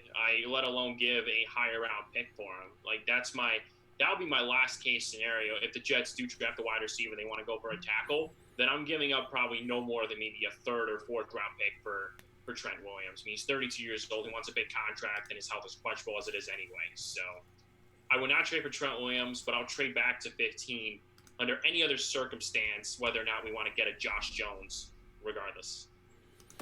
All right. It was a good conversation, boys. We're going to be back here 7 p.m. Thursday for the Jets draft party. Make sure you guys hit the reminder button on that so that you get notified. We're going to be giving away some cool prizes. Green Bean's got a jacket that he's giving out. We got some shirts that are going to be given out, or mugs or hats or whatever. We'll do something throughout the day. But Matt, happy birthday. I'm going to hit you last. David, got any final words for the panel? Finally had the guts to do a mock draft. Never did one before. Finally did one, and I feel really proud of it. But draft night, here we come. And Ryan, as you like to say, CD plus slam equals touchdowns. Right there and there. I love it. I love it. Green Bean, any last words? Yeah, so two things. One is, again, I'm also, my full first round mock comes out tomorrow morning. It's 40 minutes long because I play the characters of each GM taking calls like an idiot, but it's going to be fun. And number two, like Ryan just said, that little giveaway is happening on Instagram. All you got to do is go to our Instagram pages and follow all four of us and tag a friend, and you're in the contest. It's a beautiful jacket, brand new. Birthday boy Matt, any last words for the panel? Happy birthday. Green Bean, if you didn't use a flip phone for Gettleman, you missed out on a big Dude, look, Matt. Oh, he's got one. I actually have it. Oh, that's perfect. So I'm just so excited to be on the draft with you guys on Thursday. I can't wait. Make sure to tune in right here on Jets Talk 24/7's channel. You're going to get fresh reactions from all four of us, so you're not going to want to miss that. All right, one more time. I got a candle for Matt. Matt, can you blow out the candle for all the people? Good stuff. All right, guys, we will see you back here Thursday. It's been fun flying with you. We'll see you then.